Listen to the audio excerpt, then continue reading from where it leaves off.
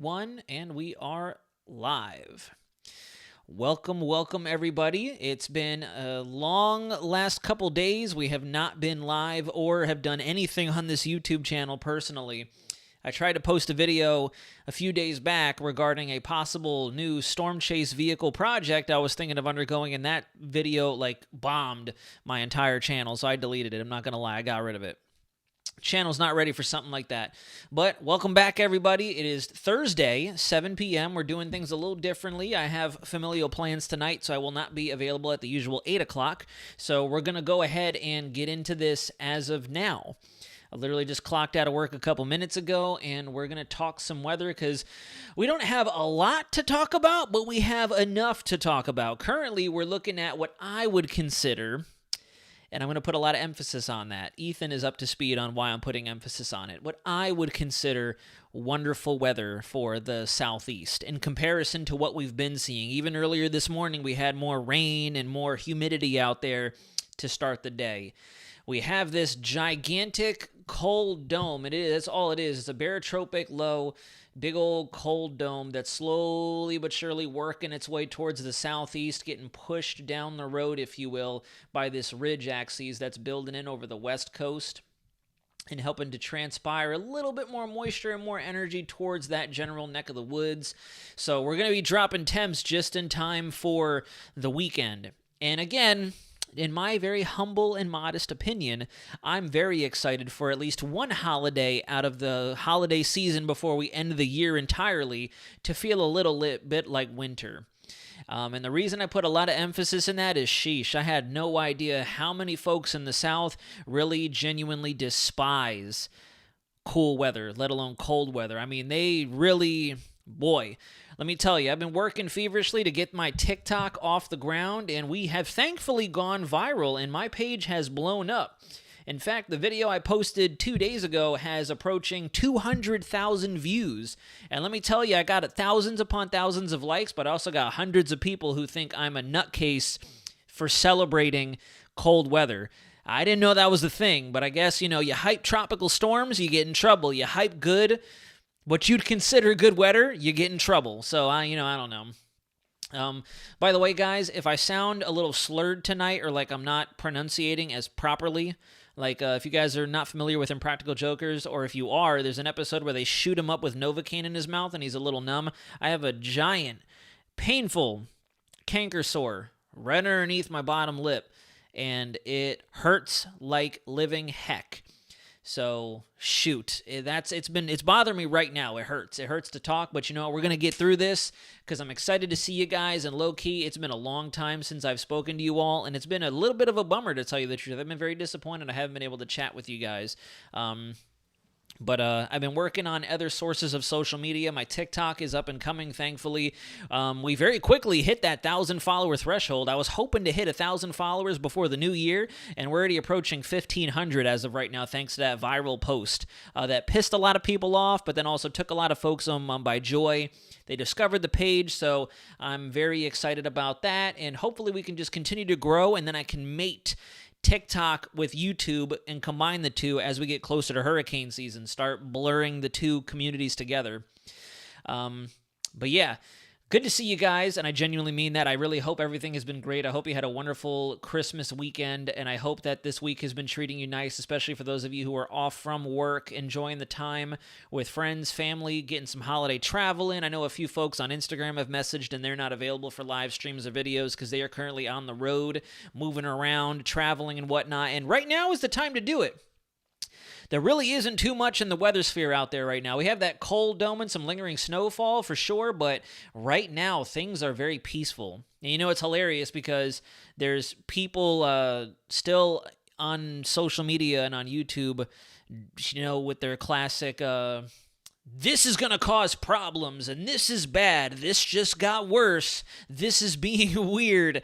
And in my mind, I'm sitting here thinking, what is even happening right now to where you guys are still making content? I'm feeling ashamed of myself for not reaching out to my community and to talk to you guys, but at the same time, I would hope everyone understands that if there's really not a whole lot going on, I'm not going to come on here and waste everyone's time talking about how there's not much going on. We saw how that went last week during one of my live streams where there really just wasn't much happening. Yes, how close are we? Not even joking. Let me see if I can show you guys if it'll catch it on the camera. Let's see. Let's pull it up. See that? If you guys can see, it's 197,000 views, and it's coming up still slowly but surely. We're still, it's crazy too that it's still trending on TikTok, and it's unfortunately putting my current video that I put out today to shame. And look at that, we're still growing. We just gained another 4 followers since we started the live stream. We're at 1409 right now. So if you know folks who are on TikTok, who are active on TikTok, please let them know to come on over. Same thing with X. I'm trying to get more in the habit of just boom, boom, boom, boom. When I'm not on YouTube, that's kind of my regiment at the moment, is I'll hit TikTok, make my little 2-3 minute video, if not shorter, post it on Instagram, then move over to Titch, move over to... What is happening right now? Move over to X. I was going to say Twitch. I was going to say Twitter. I knew you guys would know what I meant with Twitter, but I move over to X and I post a static image and talk about it a little bit. Ethan, I hope you've had a wonderful day at Universal Studios, buddy. I'm glad that the weather cleared up. But yeah, so that's kind of been my routine, guys. For those of you who've been wondering where I've been, it's been TikTok, Instagram, X, and that's about it. Unfortunately, there really just hasn't been too much in the weather sphere to make a full-fledged 10, 15, 20-minute video on, and that's why we're kind of breaking live tonight to talk about some up-and-comings that are on the horizon. People complaining it's not winter yet. It's winter already. Plenty of cool weather and precipitation. See, PM, it's funny you say that because I have a lot of people upset at me and calling me either stupid, delusional, and retarded to an extent because of the fact that I'm excited for this next bout of cold weather that's coming down south, and they don't want it. They think that it's classified as bad weather. Not even joking. Clear skies, very little to no wind chill, 30s, 40s in the morning, 50s, 60s in the afternoon. That sounds wonderful, in my opinion, in comparison to the summer that we've had and the extension of summer for all intents and purposes into the southeast. I'm really excited for at least one holiday to finally feel chilly, especially if you're out and about. With family, it's going to be a nice time to be outside as opposed to sweating bullets. Even the other day when I was shooting that random video, I was sweating buckets in my garage because it was still that hot outside. But all right, let's say hello to some folks, and then we'll go ahead and get started. So I see Nomad Cat 4, Mick and Marley, welcome in. Evening, good to see you. Ethan's life has come and gone. How close are we? I've already mentioned you. It's good to see you. Carmen, welcome. Thank you so much for coming in tonight. Carolyn, good night, good evening to you. PM, I've already spoken to you, but welcome in. DPK Fish Aquariums, hello there. Super Charas, I'm glad that you're updating everybody on the next hurricane season. I finally got a chance to talk a little bit with Mark Suddeth at a hurricane track, and I thought that was pretty neat. It wasn't a serious conversation or anything, but he finally replied to a few comments, and him and I are kind of on the same page in terms of having to monitor this upcoming season and really watching closely as to what our Enzo oscillation does, or what the Enzo index looks like as we go through this next month, January, which is right on our doorstep, into February, and then March. March and April are going to be the telltale signs of what kind of a hurricane season we have coming up. Dave, can you turn on direct messages on Twitter X? I can't direct message. I have it on anyone. I can go ahead and take a look at that. I apologize. PEXTT, welcome. Just got done shredding the Guitar Hero, that is. Oh, man, you're bringing back memories. Guitar Hero 3 and Guitar Hero World Tour on the PS2, and then eventually into the Xbox 360 and so on, and the Wii for a little while. Oh, man, I used to shred. My buddies used to call me up, whether it be Guitar Hero or Rock Band, and they would be like, dude, we can't beat this song. Can you come over? And I'd be like, I'll be right there. So, all right, here we go. Let's get on in. It's good to see you all tonight. We have about 30 people watching, so good to see you all, definitely. It's been a wonderful little bit of a break from the YouTube sphere, but I will definitely admit every single day, I'm always thinking about you guys. Every single day, I'm always wondering what I can put out for content, if you guys are still paying attention.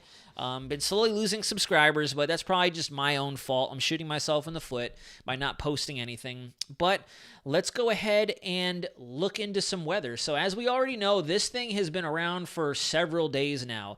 It kicked off early last week with some blizzard, heavy snowfall, ice conditions, ice storm conditions over the upper Midwest, the northern plains, parts of the central plains, particularly in Nebraska for the most part, and the Great Lakes saw a lot of good snowfall with it. And as PM already mentioned, unfortunately, there's been a fatality reported because of the situation.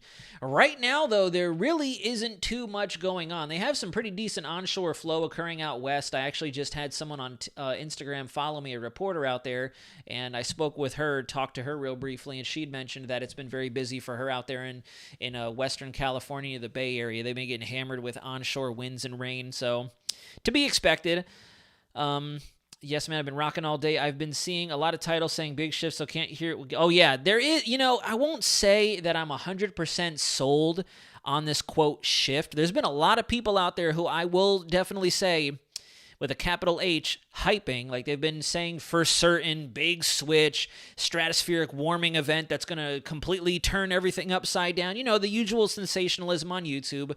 I'm definitely looking into things, and I'm definitely paying attention, especially after what I saw on 12Z today. All of our models are thinking that we're going to have a giant dome of very, very fresh and dense polar air poised to come south out of Western Canada and surge through the Rockies and all the way through the United States. So it's funny that I have so many people pissed at me on TikTok right now, because we're only going to have a brief little cool down here in the south. It looks like winter's gates are finally going to fly open, and we're going to get a little bit of winter as we go through January and possibly even into February, especially if El Nino does weaken a little bit. We might start to see more cold plunges, unfortunately, which really hasn't been too evident this part, or at least this first segment of wintertime, because, we've been seeing a lot of it confined to the Great Lakes, the Midwest, and the Northeast, with a lot of our low-latitude systems coming up.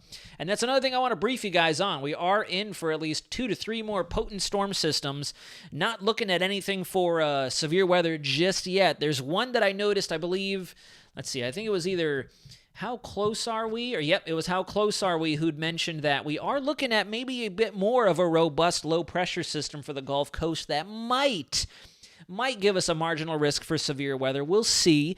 It's really going to depend on how much our cool plunge that's coming in right now modifies out, and if we can get some buoyancy in the atmosphere. But as you can see on this satellite shot, you can very clearly pick out where our subtropical jet is. It ridges down over the East Pacific, then troughs in towards Mexico, and then there you have it coming across the southeast. That really gave us some good rain and thunderstorm activity earlier this morning. That has since cleared out. We have some really good conditions out there right now, and it's only going to continue to cool as we go over the next 48 hours. So that's kind of really it. This is still dumping a little bit of snowfall. It looks like there's a chance for some snow in Kentucky, Tennessee, maybe into the very western periphery of our mid-Atlantic region. We'll have to see how much of this moisture can hold on, but outside of that, there's nothing really significant going on. And with that, we'll go ahead and start transitioning through some of our model data. We're going to finally use Pivotal Weather, because I have not been using this website enough for the subscription that I have for it, and I'm really thinking of just canceling it at this point. But there you guys go. Nice cold pocket. This is a definitive cold pocket right here, because you can see that around it we have nothing but higher thicknesses, all the way even up into the Canadian provinces of Alberta, Manitoba, Saskatchewan. We have our 546 line, and then in the center of this vortex, we're down to 528. So that is a polar cold pocket. I'll go PCP right there. I'm so used to that, using that for work, primary care provider. But PCP, bona fide polar cold pocket moving down towards the southeast. And that's what's going to help to push all this rain and shower activity and this low pressure that's off the northeast coastline away and out into the Atlantic, while this nestles in just in time for New Year's Eve. Which, again, I'm going to keep repeating this because I'm petty sometimes, but I think that's wonderful news. It's going to get hot again very soon, I'm sure.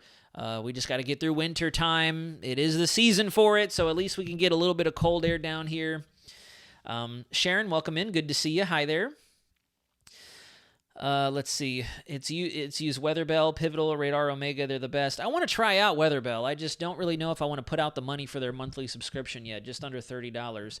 So yeah, there's our cold pocket that's moving in. That's going to bring us some cool temps, and as it gets absorbed into the pattern and moves off the mid-Atlantic coast, we're going to see, as you can see, we already have cyclogenesis occurring over the Texas Panhandle, very trademark spot. We've been talking about that pretty much all fall and winter. That's where they've been forming up.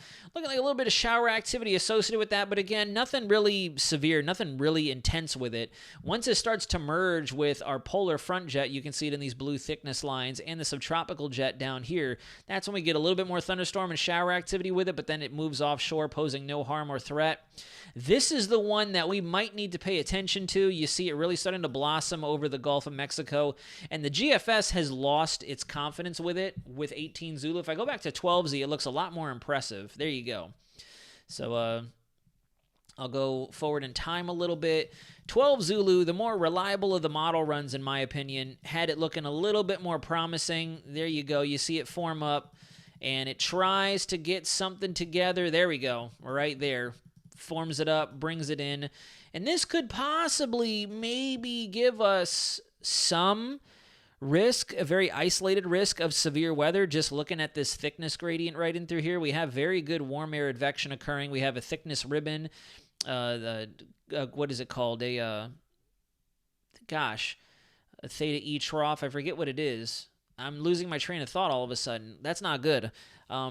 There's a definitive term for this, but we'll call it a thickness ribbon right now. And that's where our occluded front is likely to form. Here's our cold front. Here's our warm front surging off to the north. So we will be in the most buoyant area or the most unstable sector of this system as it pushes through. Not a whole lot of cold air back behind it. Depending on if there's some dry air back behind it, we might see a little bit of severe activity with it. But as it stands right now, I'm not looking for severe. It just looks like we're going to get another round of good thunderstorm activity for the most part in Florida and the rest of the southeast, which is why I've been telling people, stop panicking over this cold weather that you're freaked out about, because it's not going to last very long, at least for the time being. And even right now, guys, if you look over the U.S.-Canadian border, look at all this cold air that is literally just poised. It is set up and ready to rock and roll. That is our major boundary right there. Obviously, that's not where our definitive frontal systems are. If I had to do a very quick analysis, I'd go low here, there's our low here. Very bizarre looking occluded front with a cold front moving in like so. Warm front stuck over the terrain there. Then we have another cyclo or frontogenicizing front there, little weak warm sector here, front there, warm sector here, and then we have a stationary boundary all through this general area with a lingering boundary dying over the ocean here, and then our other separate system, our separate occluded front down in through here with fronts attached to it. But this could possibly be a very gnarly push of cold air. And the reason I say that is we haven't seen thicknesses like this all season long so far. So here's our 528 line. I'll go ahead and use a different color and highlight it for you guys so you can see it. I'll use a bit of a thicker marker. Here's our 528 line right through here. And that is typically, the 540 line is where you drop into freezing temps, 0 degrees. That is our rain-snow line, as we like to call it. But from what I've researched and what I was taught growing into the weather community, it's the 528 line that really shows you where your polar front jet is likely to be, where your real bona fide, fresh, not modified polar air is likely to be positioned. And if you look very quickly, we transition into Arctic air. As soon as you get to the 514 line, which is somewhere in through here, it's not there, but I'll actually use a different color. That's getting a little blurred together. Here's our 504 line, just to give you an idea. So there's definitely Arctic air just kicking it up here, and it's going to surge over the western Rockies and the northern Rockies up over British Columbia and Alberta. And as I take this through time, you'll definitely see it make its way down. And there you go. Look at that. Lots and lots of really cold air. And you can see it in this pressure gradient right in through here. So, sometimes a lot of we use our pressure gradient to define winds. But in this case, pairing the pressure gradient with our thickness lines, it helps us to determine how strong of a cold push or how much dense cold air we have. And looking at this, I know this is La La Land of the GFS, but this is also on our European ensembles as well. So I wouldn't say take this with a grain of salt. I would definitely say take this with both eyes open and kind of give it an eyebrow raise. Like, is this really going to happen? Is this going to be the entry of winter for everybody? And the reason I made mention of our thickness lines and how we haven't seen that level of cold air come down just yet is if you look up over the Canadian provinces, and I know this is still up over Canada, but what I've just highlighted is the 498 thickness line. That is very, very shallow Arctic air. That is true definitive Arctic air. If this was an analysis chart of mine, I would definitely put A. I would stamp a big old A up there for Arctic air mass, because now our polar line is way down here. Our true polar line is right down there, and we still have even shallower thicknesses following just behind that, with 510 getting ready to move across the United States-Canadian border. So this is going to be for certain, if this sets up, we can guarantee that we're going to have blizzard conditions all the way through here. Like, this is going to be a massive storm. If this unfolds, this is GFS doing what GFS does. So we got to really pay attention over the next 3 to 5 days, but this could be a very, very significant event for a lot of people. Like, this is what we would call a Swiss level event in Air Force weather. And what that means is we would issue a special weather statement. We would contact other weather squadrons for different parts of the United States, different AORs as we like to call them. Just to give you a background, 25th OWS is Western CONUS. The 15th OWS is Northeastern CONUS. The 26th OWS, or Operational Weather Squadron, maintains the Southeast United States. And what a special weather statement means is the 25th is contacting Scott Air Force Base, and Scott Air Force Base is in collaboration with Barksdale Air Force Base, and we're all on the same wavelength talking how this bad weather event is going to hit all of our AORs together at the same time. And this would definitely be a scenario where I could see a special weather statement coming out of this, because this right in through here is going to easily be a dramatic surge in very strong surface level winds, blizzard conditions where you see all this snowfall. This is likely going to be a very major downsloping event with the supporting jet stream that's moving through our Rocky Mountains. That's why if you look, you see all the isobars stacking right up against the lee of the Rockies in through here. This is where your higher terrain features are most predominantly, and that's why the cold air is so shallow. You actually do see it like a fluid pooling up against the lee of the Rockies. That's why you have all these weird lines moving in like this. It's literally spilling in like water, or a river moving against a barrier. And you go towards the very tail end of the run, and you can see that everybody is going to get a little dose of this. And that cold air is moving in all over the place. And then what's also very interesting is what is going to happen with our subtropical jet and our El Nino influence down over the south, because this is a very, very pungent, and I mean very, very sharp contrast in temperatures right here. We have our 528 line, our polar front jet, and our 570 line. And our 570 line right here. So that means we definitely have a strong polar front jet right there and a strong subtropical jet right there. And if I'm not mistaken, I'll go ahead and change the overlay just to confirm, but I'm fairly certain at the end of this run, I know it's so far out, but at the end of this run, you see a gigantic shared energy region across the southeast, like a very powerful shared energy region. Let's go to the end of the run. Yeah, there you go. Look at that huge shared energy region between both of our jets. Can you stop moving the pan? There we go. Easily over almost approaching 200 knots of shared energy right in through here, because we have our subtropical jet screaming along. We have our polar front jet really dramatically troughing down. We probably have some Arctic jet energy in there, a northern branch jet energy moving in there. So this is going to be a gigantic region, a gigantic swath of possibly very enhanced weather. I'm not going to say severe. You technically are going to have to do battle with severe winter conditions if this unfolds, but nothing in terms of tornadoes, severe thunderstorms. It's going to be more so severe winter storm conditions. I'm going to very rapidly take this through the Euro, and even the Euro is thinking very much the same thing. If you look, as you get towards the very tail end of the high-resolution 12Z Euro, look at how... Actually, the Euro is thinking El Nino. Oh, no, never mind. There we go. I'm not used to looking at this overlay. There we go. So, yeah, if you look, the Euro is on the same page. Here's our 528 line right in through here. I'll trace it for you guys, and then look at how it suddenly, boom, troughs way down south. So this is that big old punch of cold air that's going to swoop through everywhere, and you can see even the European model is thinking very, very strong system setting itself up. Here's our possible severe subtropical system down over the south as well that we'll need to be tracking. So we could have another round of very, very intense weather activity as we roll through the first or the end of the first week of January into the second week. So those are the big weather players. Again, still way out in time. We have some time to kind of digest everything and look run to run, day by day, and analyze and scrutinize what the atmosphere is actually doing. If El Nino is going to kind of recede for a little bit and allow the polar front jet to kick things up a little bit.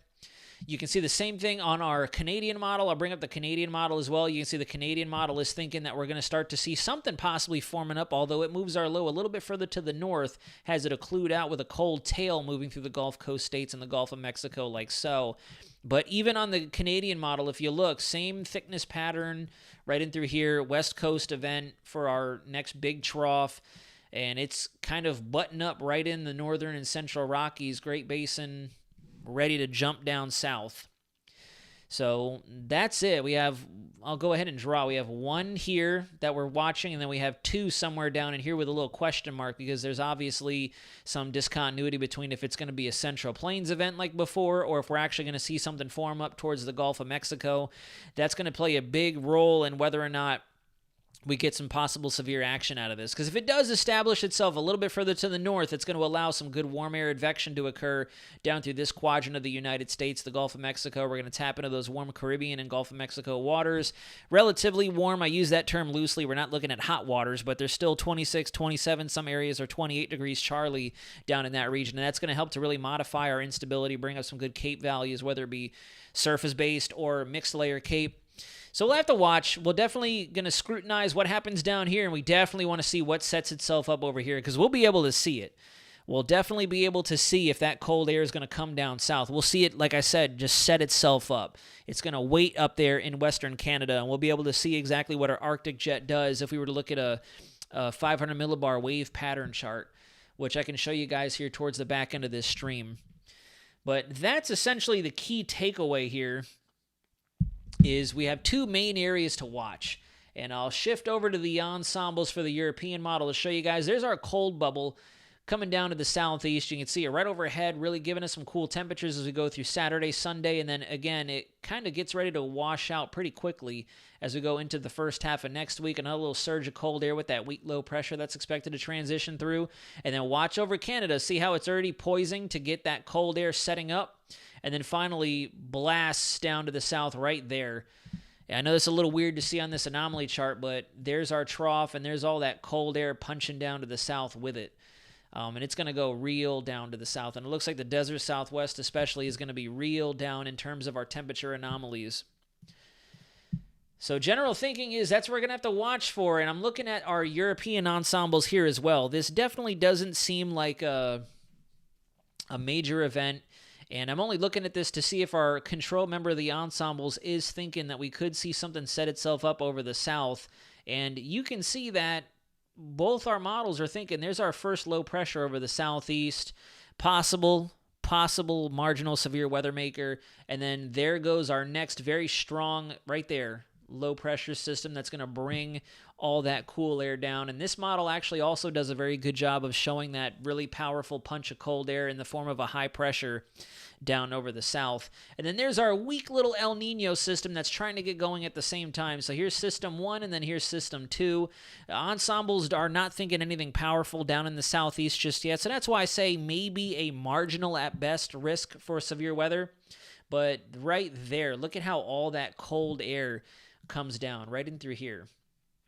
That's what we're looking at. I know this is a pressure chart, but you can still make a determination and infer that this is where a lot of our cold air is going to be because of the rising pressures as you ascend the latitudinal lines, if you want to put it that way, or as you go further north, basically.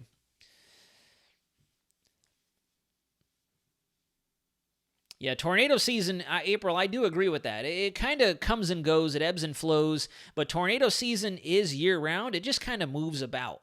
It just kind of relocates itself. During the summertime and the springtime, we typically do see it over the plains, over the southeast sometimes. And then during the wintertime, it really just depends on where you have a lot of your warm conveyor setting up, where a lot of your low-level instability is, where the short waves are going, and if you have some really potent low-pressure systems also supported by the jet. I do agree with you. You know, we have ebbs and flows with our tornado season, but year-round there's always a tornado threat. It's just going to kind of move around a little bit and relocate from time to time. But yeah, guys, that's all she wrote. Nice little fast-paced discussion.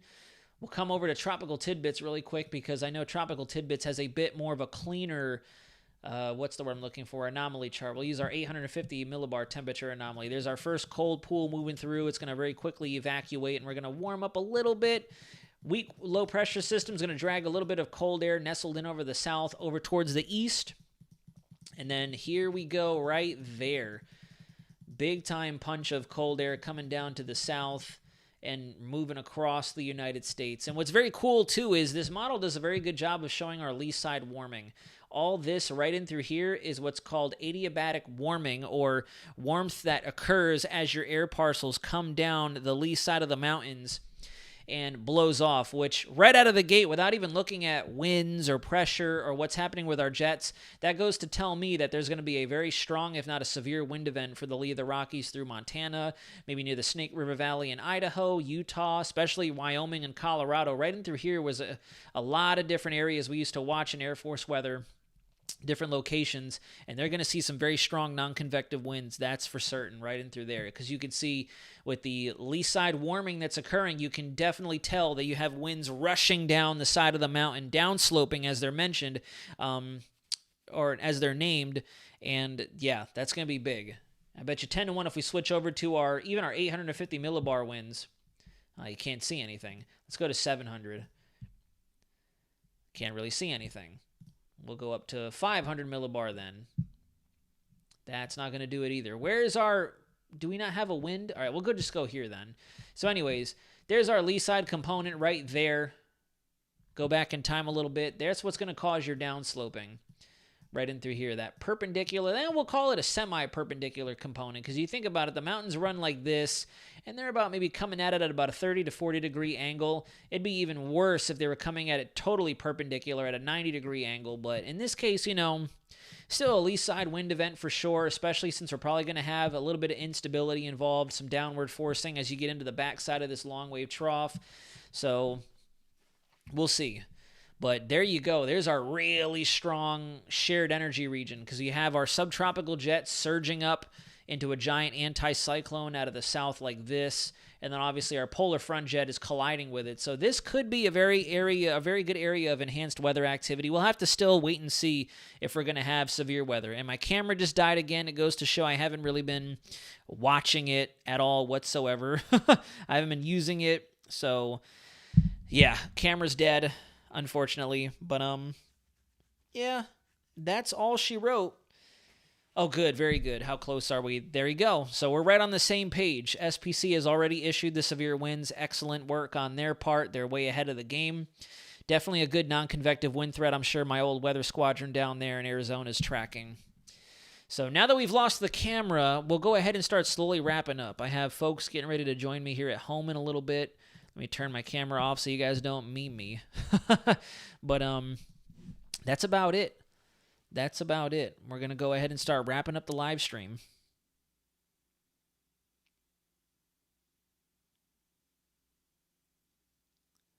Did you guys have any pressing questions for the time being?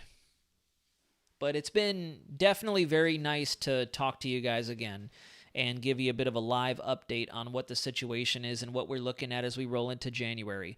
Thankfully, it looks like Mother Nature decided to back off and go on vacation herself for the holidays. Granted, we were wet and rainy down here in Florida, for example, during Christmas Day, but, it really didn't ruin too much of the holiday shenanigans, and it was definitely busy out there, that's for sure. But it looks like Mother Nature's finally cooling it, just for a little bit, no pun intended. So we'll see exactly what January brings for us, and we'll probably do a live stream either New Year's Eve or more than likely New Year's Day, depending on what my plans look like here on the home front, because I definitely want to see what our Climo models look like, because January 1st, we're going to get another batch of climatology models, and then we're also going to start seeing our ENSO predictions begin to update as well, so we can take another month-to-month glance. We'll do an update Monday, if not Tuesday, at the very latest. Christmas was good, Gary. Thank you very much for asking. I hope yours was wonderful. Christmas came and went too fast, in my opinion. I think all the holidays have been moving way too fast. It's very baffling. I look at the calendar, and it's December 28th, and I feel like ever since Hurricane Idalia and I started YouTube and going full force into school for the fall semester, time has just been really, really moving. And it's kind of disappointing because they do say time starts to accelerate and move faster as you get older, but all in all, we're still having a good time here. I hope you had a wonderful Christmas, and I hope that the New Year's is also amazing for each and every one of you in the chat, and those of you who subscribed, and those of you who have yet to discover the page. I'm wishing you a wonderful New Year as well. Mick and Marley, good to see you as well. Thank you very much for joining us, and Happy New Year, and I will definitely tell Willow that Marley says hello. I do appreciate that, and I hope you and Marley are doing wonderful and enjoy the cool weather for what it is, despite all the people I've made upset, celebrating it personally, because I'm very excited for the cool weather. Southern El Nino track storm systems are not good because eventually they're going to track back to the north as we get closer to spring. Yes, they will. Yes, I agree, April. Especially if El Nino does continue to weaken through late January and through February, we'll definitely start to see those tracks move a little bit further to the north. We'll see greater cold plunges as well, so the temperature discontinuity and the instability along those frontal binaries are going to get stronger. So yeah, I think we're going to be in for a very active first quarter of 2024. And truthfully, if we are in for an active 2024, at least the first quarter of it, I think that's really going to determine exactly what kind of a hurricane season we're in for, which, obviously no one likes to hear. Like, shoot, if I'm pissing people off talking about cold weather, I can only imagine when I start doing preliminary forecasts like everybody else for a very lethal hurricane season. Oh, I was going to get excited for a second, Gary. I read Daytona Coke Zero. We're going to the Daytona 500 in February. I'm super pumped for that. I've wanted to go to the Daytona 500 for a very long time. I was away from Florida, never made the time to come back out here. I went back in, I want to say 2010, 2011, or maybe it was 2012 before I shipped out for the military, but went to the Daytona 500 over 10 years ago, and it's time. We're definitely going to go again, and I'm really excited to see it. So I hope you enjoy as well. I know that's quite a ways away, and hopefully in August, we're not hunkering down and possibly looking at a cancellation of that event amongst others because of a landfalling storm. We're in for a string of El Nono, though, PM. Oh, yeah, no, there's going to be a little bit more of El Nino storm stuff coming on, and then we're going to have this big old flip-a-roo happen with our pattern potentially. So we'll see. It remains to be seen. But alrighty, folks, we're going to go ahead and jump off the live stream. If anything, Saturday night, I want to say we might be able to come back in. We'll see. I'm not too sure what I have going on Saturday night, so to be determined. I'll go ahead and keep you guys updated, and we'll see exactly what happens with another live stream, or maybe just a short video segment altogether. We'll play it by ear, folks. But thank you for joining in this evening. And we will talk one more time. I can promise you that. We will talk one more time before the new year to kind of celebrate internally in our community and see who joins us for an update and talk a little bit about weather and talk plans for the New Year's shenanigans and New Year's holiday and so on and so forth. And hopefully my flippin', whatchamacallit, little sore that I have in my mouth can heal up because I'm still in a little bit of pain talking. I think they're fun to watch in person. I'm a big car guy, so that's probably why I gravitate towards them. Watching them on TV, no, not even close, doesn't hit the same. Not even close. My dad could do it, I couldn't do it. But going in person, the atmosphere is totally different. Just like with any live sporting event. You go in person, it's a totally different vibe, totally different environment. So, alrighty, guys. That's all she wrote. Thank you kindly, and thank you so much for your continued support, even through my laziness, I guess you could call it, and my latency uploading on YouTube. If you do have the social media platforms, I highly encourage you to check out TikTok, Instagram, X now as well, and PM, I'll go ahead and look at turning on my direct messages as well on X as soon as I get off of here. I do apologize. I'm still trying to really figure that out. But we will be in communication very soon, guys. And I have a feeling we should be taking full advantage of these little breaks because 2024 is going to have us working overtime and then some. So be prepared. Yeah, I know. That's the number one cause, as a matter of fact. And it's kind of unfortunate because low-key I'd be lying if I said I wasn't stressing. But that's a whole other story in itself. We're not going to unfold that right now. We'll talk about it maybe after the new year. And unwind a little bit. But thank you all very much for joining. It was great talking to you. I've missed you guys, and I truly mean that from the bottom of my heart. I've been thinking about y'all, especially when I'm posting on TikTok, Instagram. I'm thinking, gosh, my guys on YouTube, I got to get back to them. I miss them. So, we'll be in touch, I promise. We'll talk to you very soon. Enjoy the rest of your evening. We'll see you before the new year, I can guarantee it. But until then, this is Weather Center Nazario, signing out.